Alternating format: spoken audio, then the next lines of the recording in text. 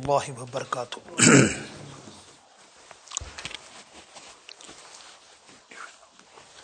الحمد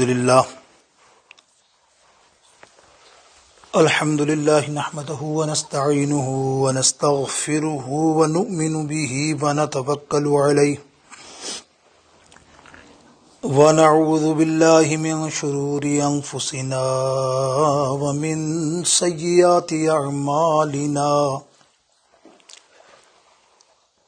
من يهده الله فلا مضل له ومن يضلله فلا هادي له ونشهد أن لا إله إلا الله وحده لا شريك له ونشهد أن سيدنا وحبيبنا وحبيب قلوبنا وطبيب قلوبنا ونورنا ونور ظاهرنا ونور باطننا ومأوانا وملجأنا محمد صلی اللہ تعالی علیہ وسلم تسلیما کثیرا کثیرا اما بعد فاعوذ باللہ من الشیطان الرجیم بسم اللہ الرحمن الرحیم ألهاكم التكاثر حتى زرتم المقابر كلا سوف تعلمون ثم كلا سوف تعلمون كلا لو تعلمون علم اليقين لترون الجحيم ثم لترونها عين اليقين ثم لتسألن يومئذ عن النعيم صدق الله مولانا العظيم رب اشرح لي صدري ويسر لي أمري واحلل عقدة من لساني يفقهوا قولي غوث اعظم بمنی بے سر و ساما مدد قبلہ دی مدد کعبہ ایمان مدد ان اللہ وملائکتہ یصلون علی النبی یا ایہا الذین آمنوا صلوا علیہ وسلموا تسلیما اللهم صل على سيدنا مولانا محمد وعلى آل سيدنا مولانا محمد وبارك وسلم وصلوا عليه۔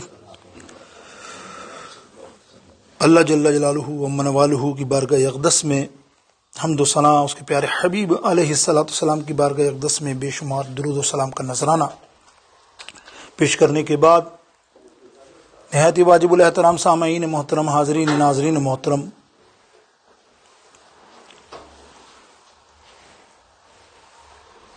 مذکورہ خطبے میں قرآن پاک کی ایک سورت کی تلاوت کی، سورہ تکاثر۔ انشاءاللہ عز و جل جس طرح سے ہم سورتوں کا، قرآن کی سورتوں کا خلاصہ کر رہے ہیں موقع کے حساب سے، تو انشاءاللہ عز و جل آج ہم سورہ تکاثر پر مختصر سی مفہومی ترجمہ اور تفسیر پر کلام کریں گے، اور امید ہے اللہ تعالی ہمیں اس صورت کے تحت حق کہنے کی اور اس حق کو سن کر ہم سب کو اس پر عمل کی خاص توفیق نصیب فرمائے۔ میرے دوستوں، بزرگوں، سورہ تکاثر 30واں پارہ ہے، اس کی 8 آیتیں ہیں، بڑی مختصر چھوٹی سی صورت ہے، لیکن کمال ہے، بڑی جامعیت ہے۔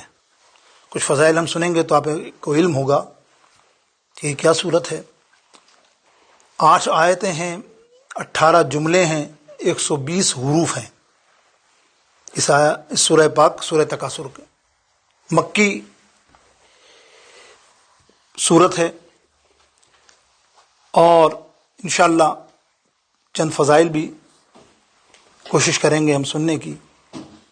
یہ وہ صورت ہے کہ اللہ رب العالمین نے بندوں کو جھنجھوڑ دیا ہے۔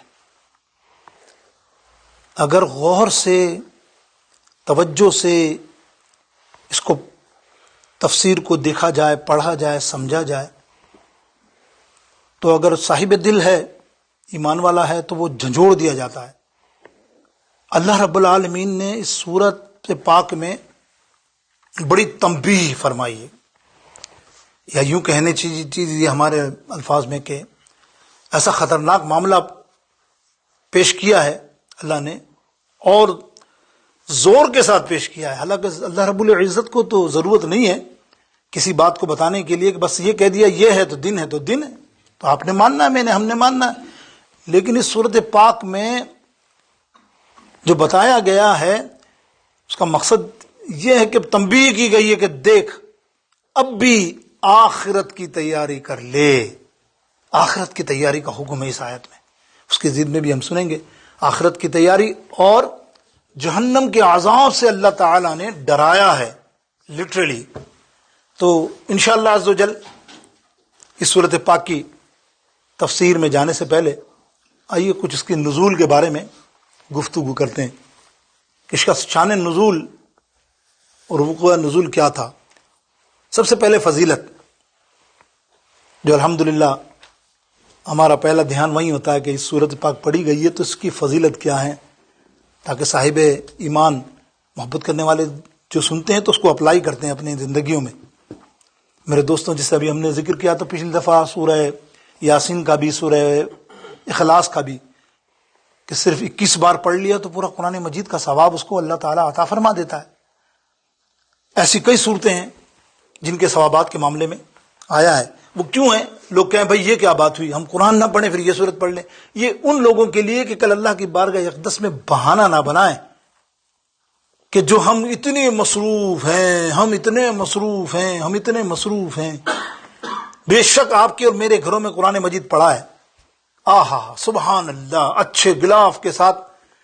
زیادہ سے زیادہ آدمی کیا کرتا ہے، اٹھاتا ہے، چومتا ہے، رکھ دیتا ہے، بہت زیادہ اچھا والا دن ہو۔ او بھائی اس غلاف کو کھول، یہ پڑھنے کی چیز ہے، قرآن کے معنی ہیں بار بار پڑھنا پڑھنا پڑھنا، پڑھ اس کو، تبھی یہ تیرے کام آئے گا۔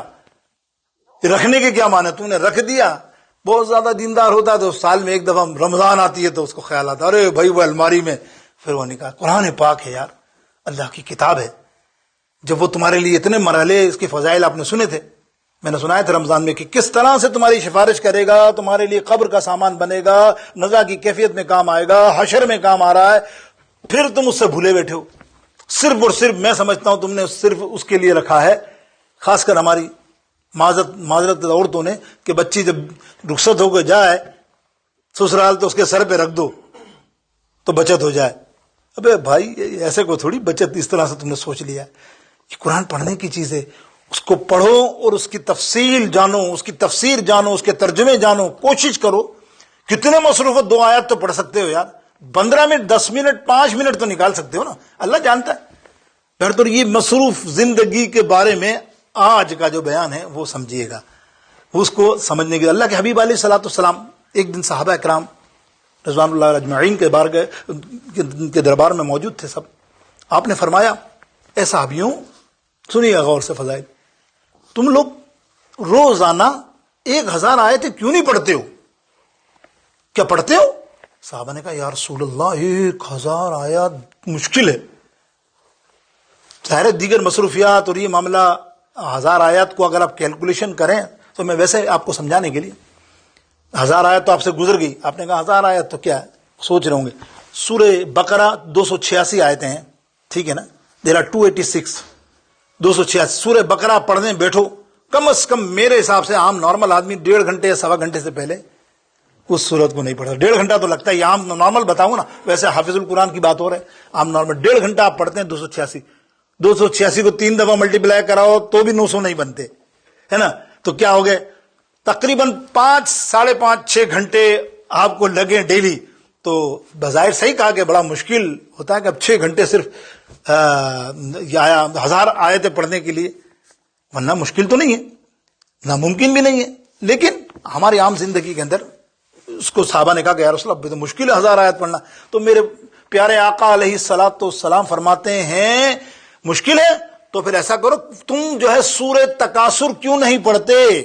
جو سورہ تکاثر الہاکم التکاثر پڑھتا ہے اللہ تعالیٰ اس کو 1000 آیتوں کے برابر ثواب عطا فرماتا ہے۔ کتنی دیر لگتی ہے سورہ تکاثر؟ ابھی میں نے پڑھی 1 منٹ، زیادہ 1.5 منٹ، سلو سے بھی پڑھو 1.5 منٹ، 5-10 منٹ میں آپ نے پڑھ لی 10، کتنی ہو گئی بھائی؟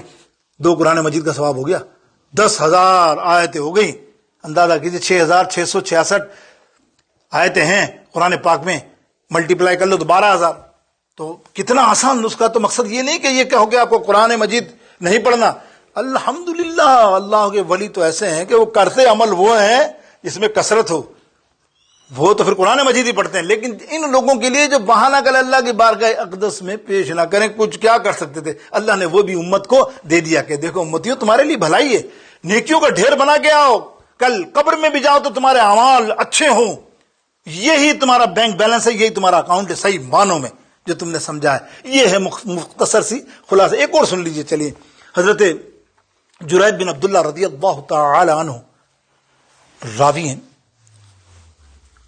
اور شاہ عبداللہ محدث دہلوی رحمۃ اللہ تعالی علیہ نے اس کی تفسیر میں جو میں بیان کرنا اس کا نزول کا، یہ نزول کیسے ہوئی اس کی نزول کی تفسیر بھی ہم کریں گے انشاءاللہ تعالی، لیکن حضرت جرید بن عبداللہ رضی اللہ تعالیٰ عنہ فرماتے ہیں کہ ایک دن سرکار علیہ الصلوۃ والسلام ہمارے درمیان موجود تھے، اور آپ نے فرمایا تم جانتے ہو سورہ تکاثر کی فضیلت کیا ہے؟ سرکار علیہ السلام سے صحابہ نے کہا یا رسول اللہ واللہ اعلم ورسول، اللہ اس کا رسول جانتا ہے۔ فرمایا سورہ تکاثر سن کر جس کی آنکھوں سے آنسو نکل جائے اللہ رب العزت اس کو جنت عطا فرما دیتا ہے۔ اب نے دیکھا کہ کیسی صورت ہے، پھر یہ کیسی صورت ہے کہ رونا آ جانا چاہیے۔ اب صحابہ بھی ہمارے لیے آسانی تھے نا، ہم میں سے تو بیشتر لوگ ہیں نا، ہر کوئی ایسا نہیں ہوتا۔ صحابہ نے کہا یا رسول اللہ اگر کسی کو رونا نہ آئے، ایسا بھی ہے نا، ایسا تو نہیں ہے کہ کوئی سورت سنے ابھی میں نے سنائی کون رویا، ہم تو اللہ معاف فرما دے، رونا تو دور کی بات، مسکرا کے باتیں کرتے ہیں سورت پڑھی جا رہی ہے تو، یعنی اور خلافی یہ عمل تو نہیں کر رہے ہیں اس پر، نبی علیہ السلام کی سنت اس پہ خلاف کے باتیں کرنا، یہ کرنا۔ قرآن کی سورت پڑھی جائے تو خاموش ساکت ہو جاؤ جیسے تمہاری جان نکل گئی ہو، اللہ کا کلام پڑھا جا رہا ہے۔ اب ہوا کہ صحابہ نے عرض کیا یا رسول اللہ صلی اللہ علیہ وسلم جس کے نہ نکلیں آنسو، تو حضور علیہ السلام نے فرمایا جن کے آنسو نہ نکلیں وہ شکل تو ایسی بنا سکتے ہیں رونے والی، نہیں نکل رہے نا آنسو، نکلتے کٹھر ہوتا ہے بعض اوقات دل، تو رونے والی شکل بنا کر یہ سنو سورت، تو اللہ تو جانتا ہے کہ یہ واقعی رویا تو نہیں ہے، آنسو تو نہیں نکلے، لیکن اس نے یہ کیفیت طاری کر دی ہے، تو اس کو بھی اللہ رب العزت جنت عطا فرما دے گا۔ تو یہ سورت کی مختصر میں نے فضیلت آپ کے سامنے رکھی۔ اب دیکھتے ہیں اس کی تفسیر اور ترجمہ۔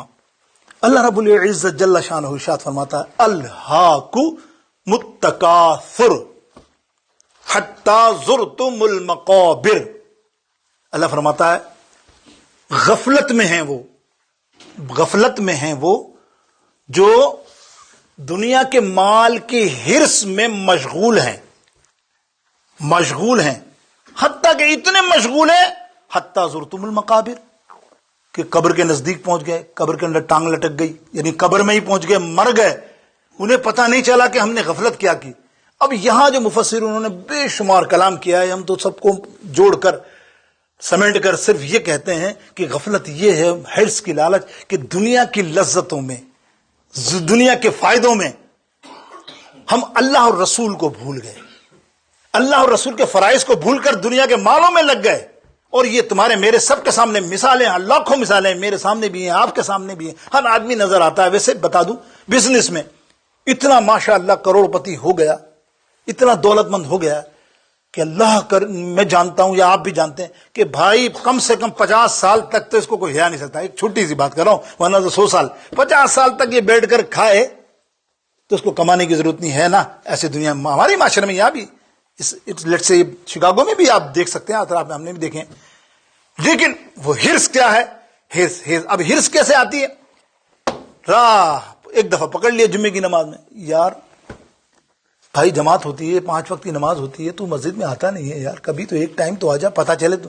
ارے حضرت صبح نکلتا ہوں 7 بجے، دیکھو ایسے ہی نکلتے نا، صبح 7 بجے نکلتا ہوں، رات 9 بجے تک ہوش نہیں رہتا، ادھر بھاگنا، ادھر ڈیلنگ، ادھر۔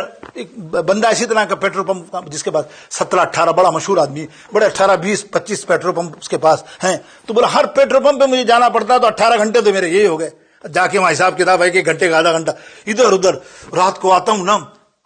تو اب دیکھیں، بس میں کسی کی وہ غیبت نہیں، میں نام نہیں لیا، ایک جنرل ہم نے اصلاح کے لیے، آپ کے میرے ساتھ بھی ہو سکتا ہے یہ، تو وہ رات کو آتا ہوں تو تھک جاتا ہوں، تو مظاہر رات کو تو پڑھ سکتا ہے نا، عشاء تو پڑھ سکتا ہے، باقی چلو قضا بھی کر لے تو بھی اللہ توفیق دے، اللہ معاف کرنے والا ہے۔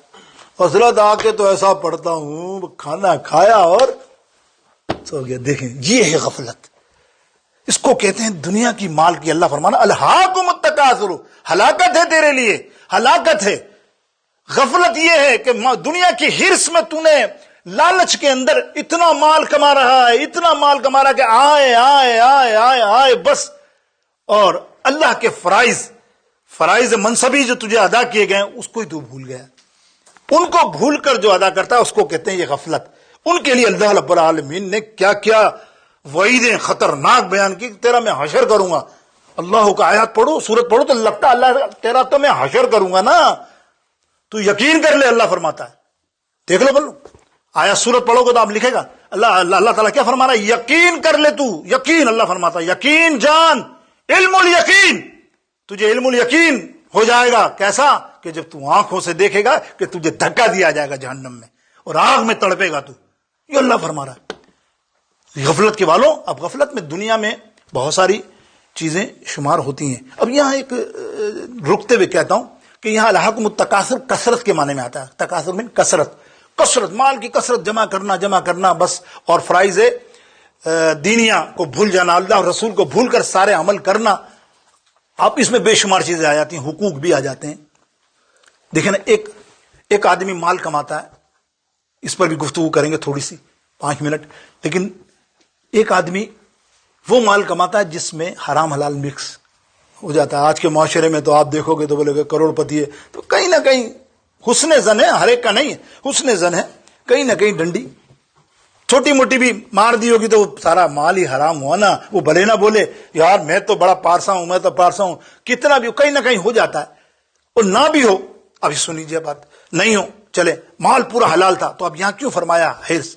نماز بھی پڑھتا ہے، دیندار بھی ہے، مال بھی حلال طریقے سے کمایا۔ دوسری صورت بھی آپ دیکھ لیں، یہ جو صورت کی مفسرین نے بیان کی ہے نا تفسیر، کہ یہ کیا ہے الہاکم التکاثر، کون لوگ ہیں جو دنیا کے حرص میں، دنیا کے مال میں ہر چیز آ جاتی ہے میرے دوستوں، دنیا کی لذتیں، دنیا کی خواہشیں سب آ جاتی ہیں، اس میں اموال بھی آ جاتی ہے، اہل بھی آ جاتی ہے، دوسرے معاملات بھی آ جاتے ہیں، وہ سب آ جاتے ہیں کس میں؟ الہاکم التکاثر میں۔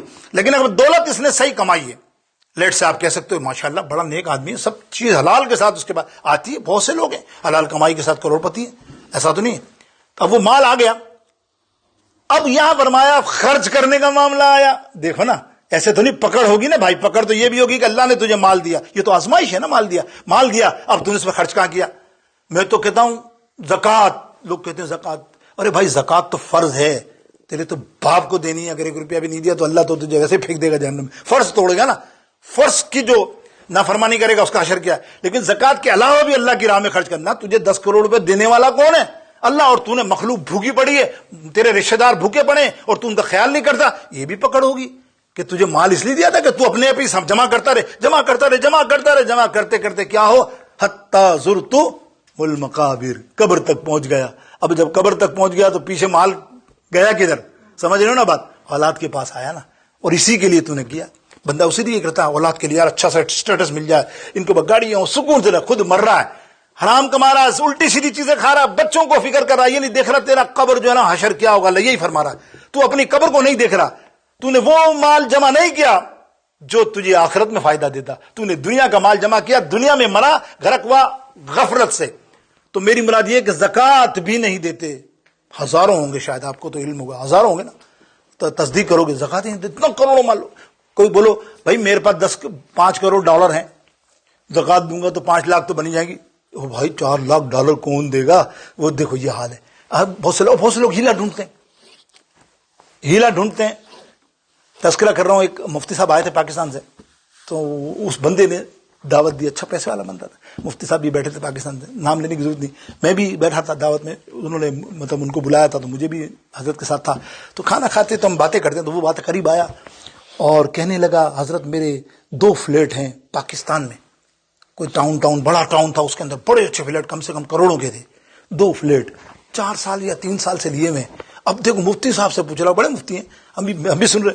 مفتی صاحب بولے اچھا تو کیا کروں؟ بولے وہ ایسا ہے کہ میں نے ایک مفتی صاحب بڑے تھے، نام نہیں لیا، وہ دوسرے کو کرنے کے لیے، کہ میں نے ان سے پوچھا تو انہوں نے کہا نہیں، جب بک جائے نا، جب زکات دینا، جب بکے نا، بک جائے تمہارے پاس مال آ جائے تو پھر تم زکات دینا.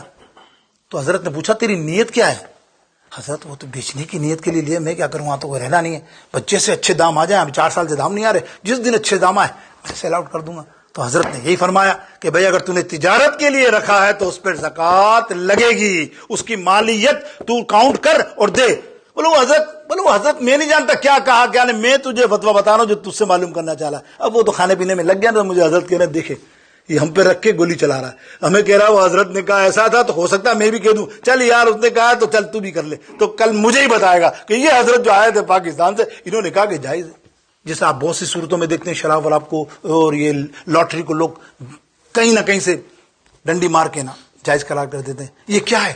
یہ ہے حتیٰ تیرے دولت کے مال میں آ رہا ہے، تیرا 3 وقت روٹی پوری نہیں ہو رہی جو تو یہ کام کر رہا ہے. پوچھو نا، 3 وقت کھانا ہی ہے نا، اولاد کو پیدا مطلب اس کو پرورش کرنا اور اس کے ساری معاملات طے کرنا، تو یہ 3 وقت روٹی ہے اور تو کچھ نہیں. آپ بتائیے اور کچھ ہے معاملہ؟ اور کیا کرنا ہے؟ صرف آسائشوں کے لیے تو یہ حرام کام کرنے میں لگا ہوا ہے کہ اللہ جو حق ہے قرض زکات وہ ادا نہیں کر رہا ہے، اس میں بھی ڈنڈی. تو پھر عام لوگوں کو تو کیسے دے گا جو تیرے پاس اتنا کروڑ روپیہ تو خرچ کرنے میں کس طرح تو خدمت کرے گا؟ اللہ ماشاءاللہ. یہ میں ایک مثال دے دی کہ یہ ہے الہاکم التکاثر، ان کے لیے ہے یہ سارے معاملات. اب دیکھیے مفسرین فرماتے ہیں تکاثر میں وہ نہیں آتے دولت مند کہ سارے دولت مند سارے مال رکھنے والے. مال رکھنا بری چیز نہیں ہے، دولت مند کروڑ پتی اربوں پتی ارجو پتی ہونا بری بات نہیں ہے. اگر وہ احکام شریعت کے تحت چل رہا ہے، زکاتیں ادا کر رہا ہے، اللہ کی راہ میں خرچ کر رہا ہے اور اللہ اس کو دبا دب دے رہا ہے، تو پھر تم کون ہوتے شکایت کرنے والے؟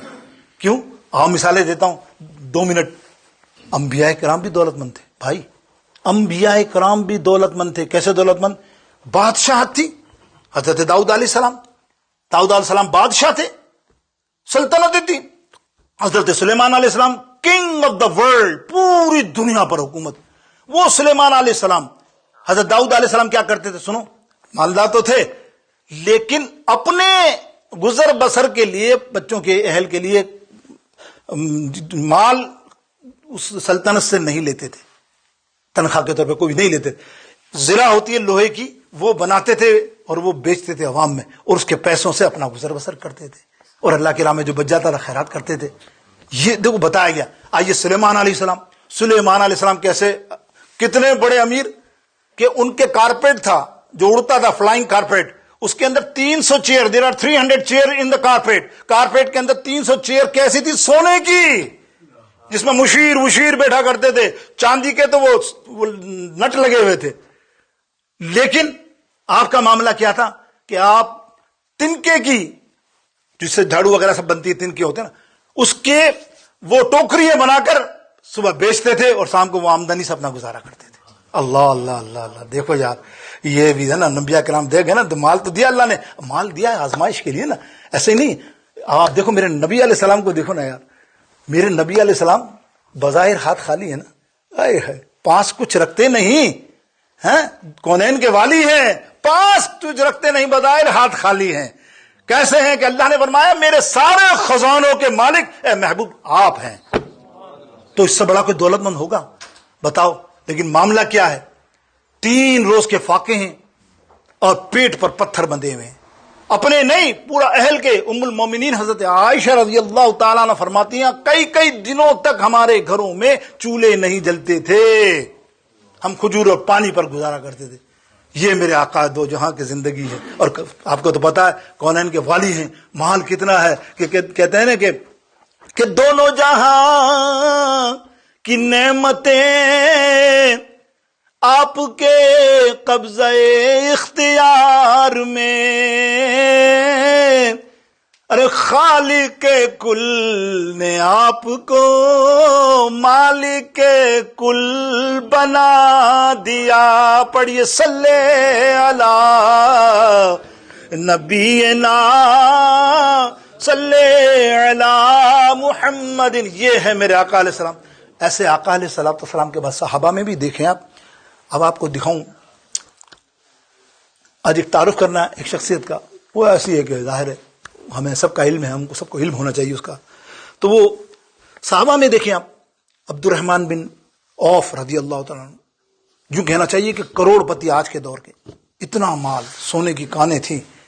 ان کی جب وراثت تقسیم کی گئی نا بچوں میں، تو ڈلے سے سونے کے، تو حضرت عمر فاروق نے توڑے ہیں ایک ڈلا اس کو، جس کا حصہ یہ اندازہ کیجئے یہ تھے حضرت عبد الرحمن عوف. سرکار فرماتے تھے نا کہ صحابہ میں سب کے اعمال جلدی ہو جائیں گے، یہ بچے گا آخر میں، سب سے آخر میں عبد الرحمن بن عوف آئے گا. یا رسول اللہ میں کیوں؟ بولے اس لیے مال ہی تیرے پاس اتنا ہے تو جواب تو دینا ہے نا. یہ سورت کی آخری آیات پڑھ لینا، اس کی تفسیر کریں گے تھوڑی سی. ثم لتسألن، پوچھا جائے گا، ثم لتسألن یومئذ عن النعیم، ساری نعمتوں کے بارے میں ایک ایک چیز. تو پانی کا قطرہ بھی زیادہ گراتا ہے نا، تو سوچتا ہے کوئی بات نہیں، آرام سے وضو کر رہا، کرنے دے، پھینک رہے، پانی گر رہا، اس کا بھی پوچھا جائے گا. تو پھر دولت کا معاملہ کیا ہوگا؟ اندازہ کیا. اس میں حضرت انس بن مالک آقا علیہ السلام کی دعا سے، ان کی والدہ ام سلیم رضی اللہ تعالیٰ نے ایک دن آئی اور سرکار سے کہنے لگی میرے بیٹا آپ کی خدمت میں رہتا ہے تو اس کے لیے دعا کر دو نا. سرکار نے فرمایا کثیر کثیر کثیر، اتنا کثیر ہوگا اس کا کہ اس کا کوئی جواب نہیں. اللہ اتنی کثرت کی دعا دی اس کو کہ انس بن مالک کے مال بھی الحمدللہ، اولاد اتنی کہ گنتی میں نہیں آ رہی تھی، 99 اور 100 سے زیادہ، پتہ ہی نہیں تھی. ان کو بھی بعض کا پوچھتے تھے بھائی وہ بچوں کے یار کتنے ہیں انس بن. اور عمر بھی کتنی کثرت دی، عمر کتنی کثرت دی. اور سرکار نے فرمایا جنت میں بھی میں تجھے ملوں گا. تو یہ آپ نے حدیث بیان کی ہے اور حدیث بیان کری ہے، اور میرا خیال امام ابو حنیفہ رضی اللہ تعالیٰ نے ان سے روایت لی ہے. تو آپ تابعی بھی ہیں، تو آپ کی عمر 110 سال ہے صحابہ میں.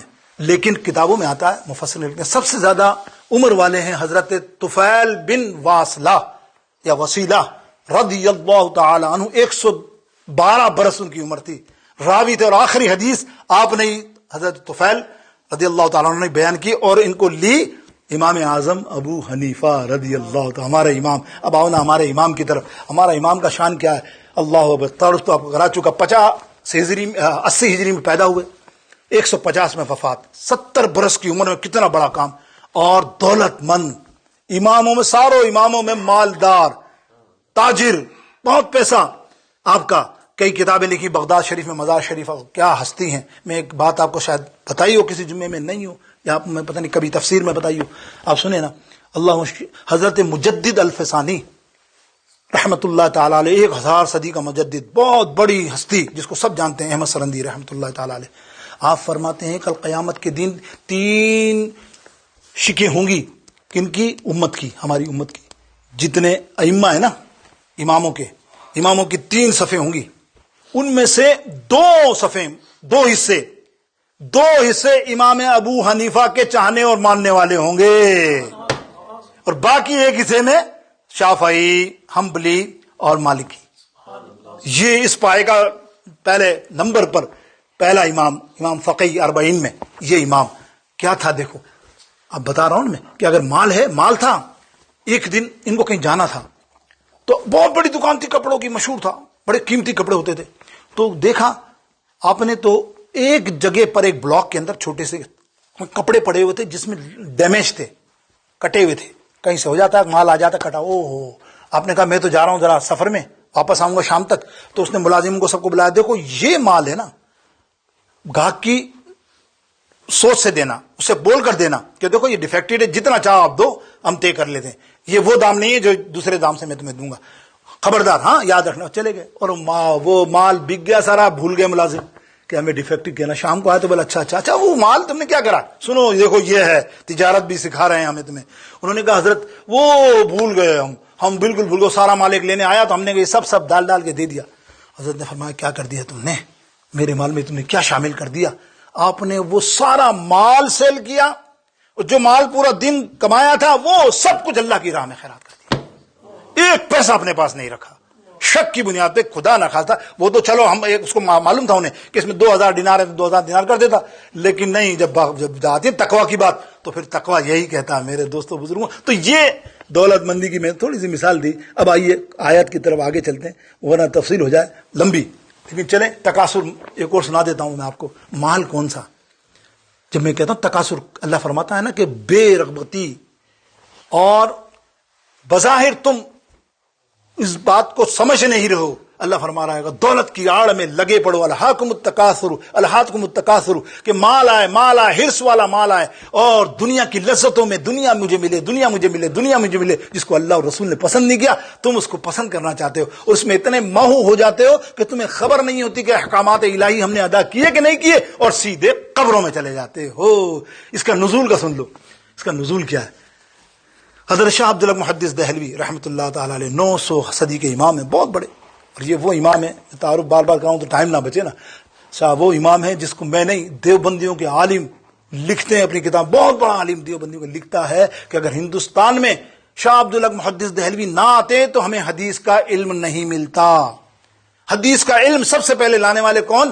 شاہ عبدالحق محدث دہلوی، سرکار نے انہیں بھیجا یہاں مدینہ پاک سے، یہ آپ سن چکے پچھلی دفعہ تفسیر۔ خیر، آپ تفسیر میں لکھتے ہیں کہ یہ جو آیات سورت نازل ہوئی، سورت تکاثر، اب یہ بھی سمجھ لیجئے عربوں میں تقابل ہوتا ہے، اور تکاثر میں عربی لغت میں تقابل کہلاتا ہے۔ تقابل یہ ہوتا ہے کہ ہرس یہ ہے کہ آپ کو ہرس کب ہوگی مال کی، آپ دیکھو گے میرا بھائی 1000 یا $10,000 کما رہا ہے مہینے کے، اور تم 1000 کما رہے ہو، تو ہرس ہوئی نا۔ اب ہرس تمہیں بھی نہ ہو، تمہاری بیوی ہیں، تمہارے بچے، دیکھو تمہارا بڑا بھائی 10,000 کما رہا، تم یہیں کے یہیں پڑے ہو 1000، اب وہ ہرس ہوتی ہے، اب وہ چاہتا ہے میں اس سے آگے نکلوں، چاہے وہ دنیا کی دولت میں، مال میں، بنگلوں میں، گاڑیوں میں، سب میں لگا لو آپ اسے، یا کسی اور چیز میں بھی، وہ ہرس میں ایسی مال جمع کر لیتا ہے، اور اس طرح جمع کرتا ہے کہ اللہ کے احکامات سے دور ہو جاتا ہے، وہ ہرس والا مال جمع کرتا ہے۔ اس کو ہے الہاکم التکاثر، غفلت میں پڑ گئے تم، غفلت میں پڑ گئے دنیا کی ہرس کے مال میں۔ اب وہ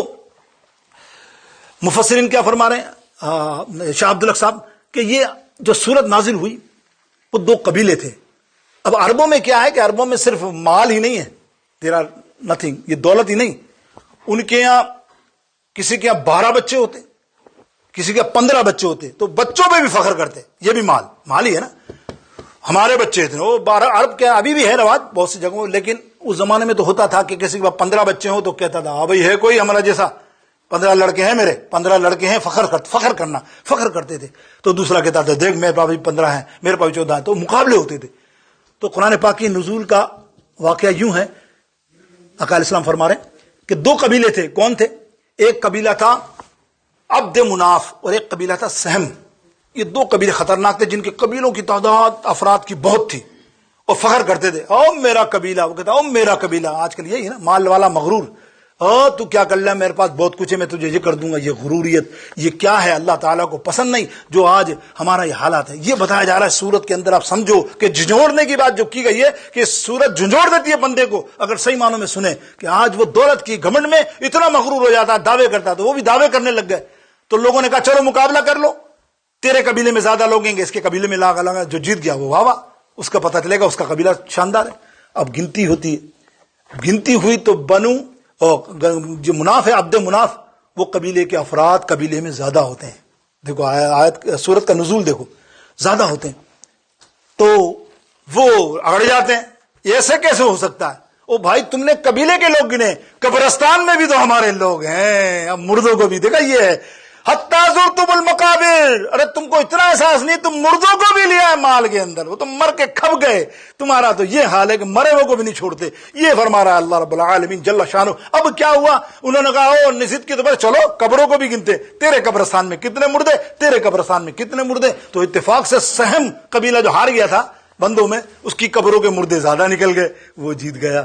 اللہ نے سورت نازل کر دی، اے بندوں غفلت میں ہو، الہاکم التکاثر حتی زرتم المقابر، اتنی غفلت میں ہو مال کے لیے، مال سے، ہرس میں، دنیا کی لالچ میں، کہ تم قبروں تک پہنچ گئے اور قبروں والوں کو بھی نہیں چھوڑ رہے، ان کو بھی اپنا مال گن رہے ہو۔ اللہ اکبر میرے دوستوں، یہ حال ہے آج ہم ہمارا تمہارا بھی کیا اصلاح کے لیے بات کرتا ہوں، ہم تم کیا ماں باپ بیچارہ مال مال کما کما کے مر گیا، مرا نا، مرنا تو ہے نا بھائی، مال تو پیچھے چھوڑ گیا نا، چھوڑ گیا نہیں چھوڑ گیا، خدا گواہ ہے میں تو کیا فقیر حقیر آدمی ہوں، بڑے بڑے لوگوں سے بھی، آپ سے بھی میں مثال پوچھوں گا تو آپ بھی یہی کہو گے، خدا گواہ ہے ابھی مندہ مرا نہیں، کئی قبرستان کئی قریبی لوگوں میں جانا کسی لوگوں کا ہوا تو وہ کہتے ہیں کہ ہم رشتہ دار ہیں، ہم جیسے میت پڑی ہوئی ہے نہلا دھلا کے دکھا کے بس ڈولا لانا ہے، اندر سے آواز آتی ہے تو نے اماں کی انگوٹھی نکال لی، تو نے 3 انگوٹھی تھی اماں کی نکال لی، تو نے اس کی چین نکال لی، تو نے ان کی گھڑی نکال لی، بہنیں لڑ رہی ہیں آپس میں، ابھی مردہ بیچارہ بیٹھا ہے کہ نہیں بتائیے نا، ہرس دیکھو نا یار،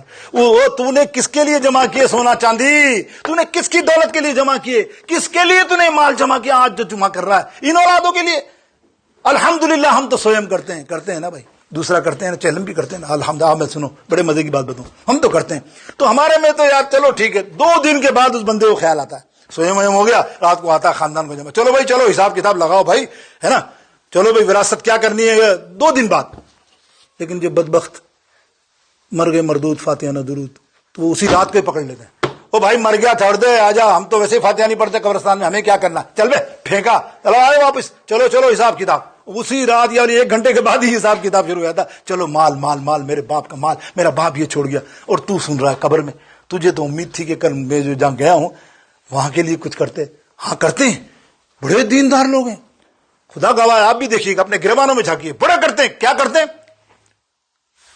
کیا کرتے ہیں، قرآن مجید پڑھواتے ہیں ثواب کے لیے، پڑھاتے نا، ہاں پڑھوایا، مدرسے کے بچوں کو بلوا لیا، دے دیا 1000 روپے، 1000 کھانا کھلوا دیا، پڑھوا لیا قرآن، یہ احسان کر دیا اس نے، اور تو پڑھوے بدبخت، مال لیتے تو ہے، ان مدرسے کے بچوں کو تو حصہ نہیں دیتا، مال تو نے ثواب لیا، قرآن تو پڑھ اور تو اس کو ثواب بھیج، نہ کہ تم کہیں سے بچوں کو لیا آ جاؤ تم، اور وہ کیا توجہ سے پڑھیں گے جو تو پڑھے گا، ظاہر اپنے باپ کے لیے، وہ باپ مر رہا ہے سوچ رہا کہ میرے پیچھے کیا سال ثواب، میں کیا ڈھونڈا، میں کیا رکھ کے آیا، میں ان کے لیے کیا دے کے آیا، کچھ بھی نہیں، اسی لیے میرے سرکار علیہ السلام کی اب حدیث سنو، بس بڑی پیاری حدیث، سرکار علیہ السلام نے فرمایا صحابیوں، مال مال مال، بندہ کہتا ہے نا مال مال مال، ذرا یہ تو بتاؤ تمہارا مال ہے کیا، پھر سورۃ تکاثر پڑھی آپ نے، یہی الہاکم التکاثر حتی زرتم المقابر کلا ان قریب تم مان جاؤ گے، اللہ کیا فرماتا، دیکھیں انداز دیکھیں کلمات کے، اللہ فرمانا ہے کہ غفلت میں پڑے ہو تو دنیا کی حرص کی لالچ میں دولت میں لگے ہوئے ہو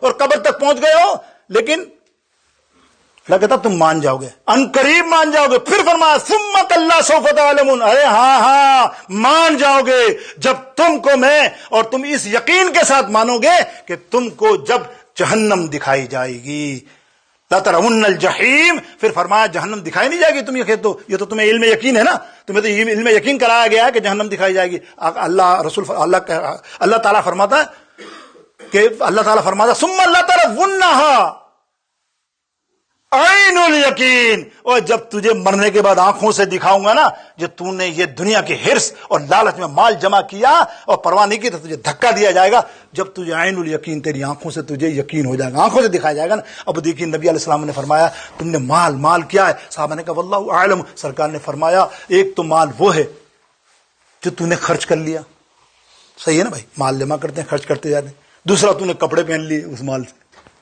تیسرا وہ ہے جو تو نے صدقہ جاریہ اللہ کی راہ میں خرچ کیا، وہ تیری آخرت میں کام آئے گا۔ اب اس حدیث کو تھوڑا سا اور میں سمجھا دیتا ہوں، نبی علیہ السلام کی حدیث سے اور اچھا انداز میں سنیے، میرے آقا علیہ السلام نے فرمایا صحابیوں، کسی زمانے میں مثال دیتے ہوئے 4 بھائی تھے، ایک بھائی بڑا بھائی مرنے لگ گیا، موت مرگ میں تھا، مرنے والا تھا، اس نے تیسرے نمبر والے بھائی کو بلایا، بیٹا بھائی ادھر آ، میں مر رہا ہوں، اب میرے پیچھے کیا کرے گا، میرے جانے کے بعد کیا کرے گا؟ وہ بھائی کہتا کیا کروں گا، تو جا رہا قبر میں دنیا میں ہوں، تیرا میرا راستہ ہی کٹم، اب تو کٹ ہو گیا، تو الگ میں تیرا کیا کروں گا؟ اللہ، نبی علیہ السلام نے فرمایا کیا یہ بھائی اچھا تھا؟ صحابہ سے پوچھا، بولے یا رسول اللہ بڑا ہی خود غرض تھا، بڑا سیلفش تھا، ایسا جملہ ایسے باتیں کر رہا تو ہم تو کبھی اس کا ساتھ نہ رکھیں، ایسے بھائیوں کا جو ایسا ہو۔ تو نبی علیہ السلام نے فرمایا دوسرے بھائی سے پوچھا، اے بھائی تو کیا کرے گا؟ تو وہ بھائی کہتے ہیں ارے بھائی کیسی بات کر رہا ہے، میں تجھے دفناؤں گا، نہلاؤں گا، تیرا جنازہ پڑھوں گا، اور تجھے میں قبرستان میں دفن کر واپس آؤں گا، نبی علیہ السلام نے فرمایا یہ بھائی کیسا ہے؟ سنیے گا، اللہ اکبر، یہ دنیا کی لالچ میں، دنیا کی حرص میں پڑے رہنے والوں، دنیا کی دولت کمانے میں، نمازوں کو، تمام معاملات کو بھول جانے والے، اور بہانہ بچوں کی پرورش، میں بچوں کی پرورش، اس آسائش کے ساتھ تو نے پرورش کرنی ہے، تو خود دیکھ، شرم کر، تو دیکھ، تو 3 وقت کھانا آرام سے تجھے مل رہا ہے، لیکن تو نے اللہ کی نافرمانیوں پہ نافرمانی یہ جھنجھوڑ رہی ہے۔ اب کیا فرمایا سرکار نے فرمایا تیسرے نے کیسا تھا؟ صحابہ نے کہا ہاں حضرت یا رسول اللہ صلی اللہ علیہ وسلم، یہ پہلے سے تو بہت اچھا ہے، کم سے کم دفن بھی کر رہا ہے، نہلا بھی رہا ہے، اور جنازے کو لے کر جا بھی رہا ہے، اور میت کو پوری طرح سے اس قبر میں ڈال بھی رہا ہے، تو یہ تو اس سے تو بہتر ہے۔ نبی علیہ السلام نے فرمایا، پھر اس نے چھوٹے والے سے پوچھا، نمبر 1 سے، بولے تو بتا کیا کرے گا؟ سنو، ہاں وہ کہتا ہے بھائی ایسا نہیں ہے، میں تجھے مرتے وقت بھی نہیں چھوڑوں گا، تیرے سرانے کھڑا رہوں گا، تیری مدد کرتا رہوں گا، تیرے جنازے میں تیری مدد کرتا رہوں گا، تو قبر میں جائے گا تب میں تیرے ساتھ قبر میں بھی جاؤں گا، کوئی قبر میں بھی تیری مدد کروں گا، اور تو حشر میں اٹھے گا میں تیری حشر میں بھی مدد کروں گا، کل تو پل صراط سے گزرے گا میں تیری پل صراط میں مدد کروں گا، بھائی میں تجھے نہیں چھوڑوں گا، تو جا کے میزان پر کھڑا ہوگا وہاں میں بھی کھڑا ہوں گا، اور جب تو جنت میں داخل ہوگا میں تیرے ساتھ جنت میں داخل ہوں گا۔ اللہ کیسا بھائی ہے یار، آئے ہے کیسا بھائی ہے، چھوڑ نہیں رہا بھائی کو۔ نبی علیہ السلام نے فرمایا یہ بھائی کیسا؟ یا اللہ خدا کرے ایسے بھائی سب کو مل جائیں، اتنا عالیشان بھائی۔ سرکار نے فرمایا یہ تیرے مثال دیتے ہوئے 3 بھائی جو تھے نا، یہ تیرا پہلا بھائی جو تھا نا، جو بولتا تھا میں قبرستان بھی نہیں آؤں گا، تو گیا اور میں گیا، یہ مال ہے تیرا مال ہے۔ دوسرا تیرا اہل ہے، قبرستان تک چھوڑنے جاتے ہو اٹھا کے کندھے پہ نا چھوڑ کے دفنا کے واپس آ گئے، پھر پتہ نہیں۔ اور تیسرا جو تیرا بھائی ہے وہ ہے اعمال صالحہ، تیرے نیک عمل جو تیری قبر میں بھی کام آئیں گے، حشر میں بھی کام آئیں گے، اور تیرے روزے اور پل صراط اور میزان اور جنت میں بھی تیرے ساتھ جائیں گے۔ اندازہ کیا امام اہل سنت اعلی حضرت فرماتے ہیں، بڑی پیاری بات، آخری بات بس ختم کر رہا ہوں، وقت نہیں ہے، لیکن کیا گفتگو ہے یار، دل ہلا دیتا، پڑھتے ہیں تو آدمی کا دل ہلتا ہے یار، کیا زندگی ہے، خدا کیا پیسہ، دیکھو نا آپ نے پیسہ اعلیٰ حضرت فرماتے تو اتنا مال، امام اہل سنت فرماتے ہیں کہ تو اتنا مال جمع کر رہا ہے، مال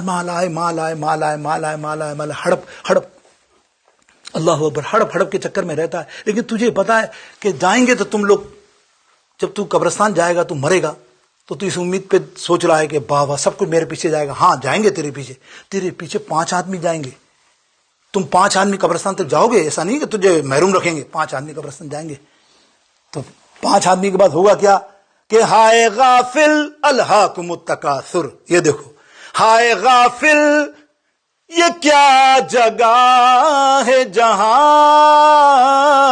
قبرستان، ہائے غافل یہ کیا جگہ ہے جہاں